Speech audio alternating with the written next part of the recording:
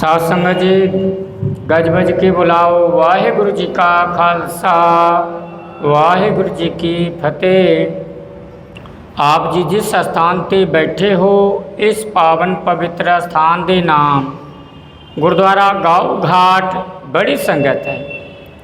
इस स्थान दे नाम पहला बिशंबरपुर से तखत श्री हरमंदर जी पटना साहिब तो सब तो पहला गुरुद्वारा गाँव घाट बड़ी संगत।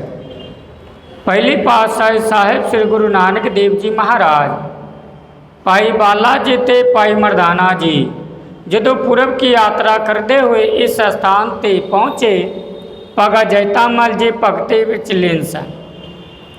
भगत जैतामल जी गुरु नानक देव जी महाराज नूं दर्शन करदियां चरनां विच बेनती कीती, महाराज सानू मुक्ति की दात बख्शो, दुख दूर करो। गुरु नानक देव जी महाराज कहन लगे, भगत जैतामल जी आप जी नूं नौवें जामा बचावांगे तो उद्धार करांगे, हजे सुख भोगण तुहाडा बाकी है। भगत जैतामल जी कहन लगे, नौवें जामा बचाउंदिया जे बड़ा समा लगणगे, साडा दुख दूर करो। गुरु नानक देव जी महाराज कहन लगे, भगत जैतामल जी की दुख हन? भगत जैतामल जी कहन लगे, असीं गंगा स्नान करके अंजल छकदे हाँ, साडा उम्र 350 साल होने करके गंगा जाया नहीं जाता। गुरु नानक देव जी महाराज कहन लगे, भगत जैतामल जी गंगा जाने की कोई लोड़ नहीं, गंगा इत्थे आण के स्नान करा के जाया करे। भगत जैतामल जी कहन लगे, जदों गंगा इत्थे आउणगे तो होर जीव जंतु नूं दुख होणगे। फिर गुरु नानक देव जी महाराज कहन लगे, भगत जैतामल जी आप जी एक थां बह जा करो, गंगा गाँव के रूप धार के आउणगे ते मुखों जल डोल कर स्नान करा के जाया करेगी नित दिन। जदों ही इस स्थान के नाम गुरुद्वारा गाँव घाट नाम पै गए।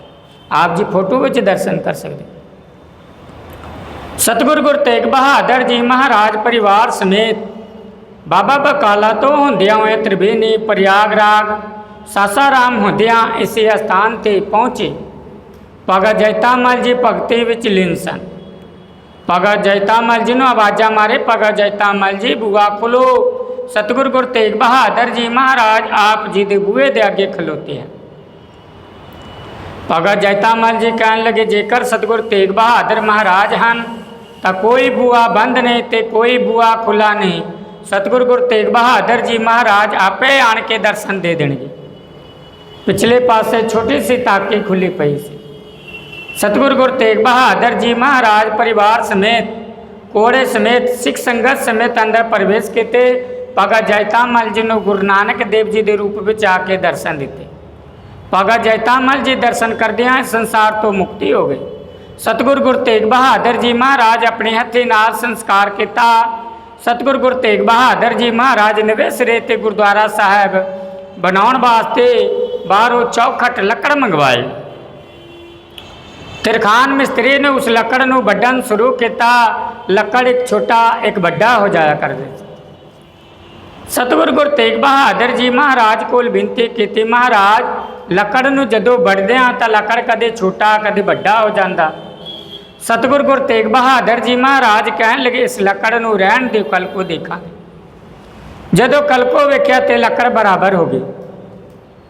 सतगुरु गुरु तेग बहादुर जी महाराज कहन लगे, इस लकड़ नूं शक्ति आ गई है, इस लकड़ नूं वड्डण जोग ने, इस लकड़ नूं पूजण जोग है। जदों ही गुरु तेग बहादुर जी महाराज इस लकड़ नूं वर दिते कि अज तो बाद इस लकड़ नूं थम साहिब नाम से प्रसिद्ध होणगे। जो भी इस स्थान ते श्रद्धा भावना नाल आउणगे, थम साहिब नूं गले लगाउणगे, अरदासा बेनती कराउणगे, उन्हां दीआं सारियां मनकामना पूर्ण होणगीआं।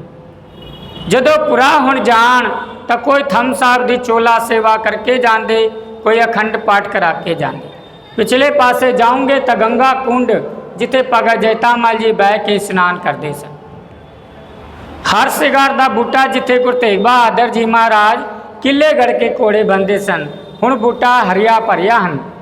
किला साहब थम साहब जिथे गले लगा के हर एक मनकामना पूरी होती है। ताके साहब सतगुरु गुरु तेग बहादुर जी महाराज परिवार समेत कोड़े समेत सिख संगत समेत अंदर प्रवेश किए। भगत जैतामल जी ने गुरु नानक देव जी के रूप में आके दर्शन दिते। भगत जैतामल जी दर्शन करदियां संसार तो मुक्ति हो गई। ਮਾਤਾ ਗੁਜਰੀ ਜੀ ਦੀ ਚੱਕੀ, ਮਾਤਾ ਗੁਜਰੀ ਜੀ ਆਪਣੇ ਹੱਥੀ ਨਾਲ ਆਟਾ ਪਿਸਦੇ ਸਨ। ਪਹਿਲਾ ਚੌਖਾਟ ਆਪ ਜੀ ਪਿਛਲੇ ਪਾਸੇ ਜਾਓਗੇ ਤਾਂ ਗੁਰੂ ਜੀ ਦੀ ਨਿਸ਼ਾਨੀਆਂ ਆਪ ਜੀ ਦਰਸ਼ਨ ਕਰੋਗੇ। ਬਾਕੀ ਗੱਜ ਵੱਜ ਕੇ ਬੁਲਾਓ। ਵਾਹਿਗੁਰੂ ਜੀ ਕਾ ਖਾਲਸਾ, ਵਾਹਿਗੁਰੂ ਜੀ ਕੀ ਫਤਿਹ।